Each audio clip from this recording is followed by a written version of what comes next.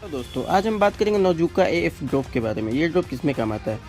फिनाइलफिरामीन, hydrochloride, क्लोरोफिलामीन नामक medicine जो होते हैं इसमें मिले होते हैं। बहुत अच्छा ड्रॉप है, बच्चे में दी जाने वाली ड्रॉप है। जो बच्चे फ़ौरन जन्म लेते हैं, साथ ही सर्दी हो जाता है, 1-2 दिन के बच्चे हैं, सर्दी हो गया है, खांसी हो गया, गला में खसखसाहट, बहुत अच्छा काम करता है और आपको उस कंडीशन में डॉक्टर इसे प्रिस्क्राइब करते हैं। इसका वर्क भी बहुत अच्छा है।